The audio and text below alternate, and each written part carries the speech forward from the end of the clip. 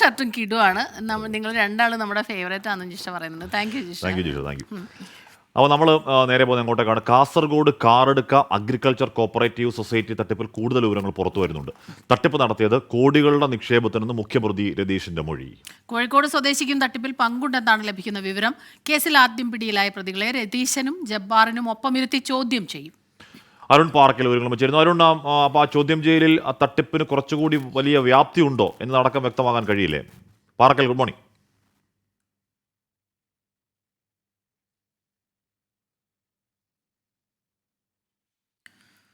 അരുൺ കേട്ടില്ല. ഇത് വലിയ രീതിയിലേക്ക്, അതായത് വലിയൊരു തട്ടിപ്പിലേക്ക് പോകും.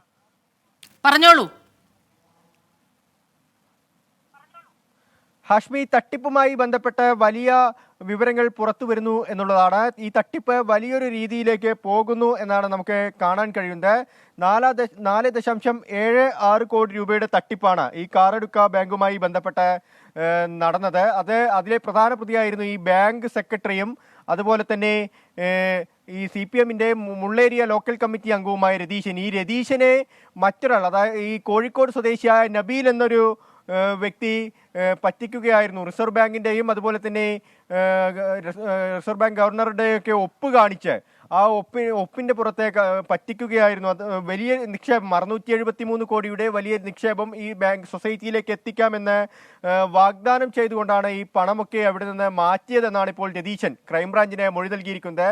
അതായത് കാറെടുക്ക സൊസൈറ്റിയിലേക്ക് കൂടുതൽ നിക്ഷേപം എത്തിക്കാം, ആ നിക്ഷേപത്തിന്റെ ഒരു വിഹിതം അത് രതീശനും കൂടി ഗുണം ചെയ്യും എന്നൊക്കെ വിശ്വസിപ്പിച്ചുകൊണ്ടാണ് ഈ കോഴിക്കോട് സ്വദേശിയായ നബീൽ രതീശനിൽ നിന്ന് ഈ പണം തട്ടിപ്പ് നടത്തിയത്. ഇതിന് ഇടനിലക്കാരനായി നിന്നത് ഈ ജബ്ബാറാണ്, കണ്ണൂർ താണ സ്വദേശി ജബ്ബാറാണ് എന്നിങ്ങനെയുള്ള വിവരങ്ങളാണ് ഇപ്പോൾ നബീല് ഈ അന്വേഷണ ഉദ്യോഗസ്ഥർക്ക് മുന്നിൽ, ക്രൈംബ്രാഞ്ച് അന്വേഷണ ഉദ്യോഗസ്ഥർക്ക് മുന്നിൽ വ്യക്തമാക്കിയിരിക്കുന്നത്. പക്ഷേ ഈ മൊഴികളിൽ വൈരുദ്ധ്യമുണ്ട് എന്നാണ് ഇപ്പോൾ ക്രൈംബ്രാഞ്ച് പറയുന്നത്. അതായത് നേരത്തെ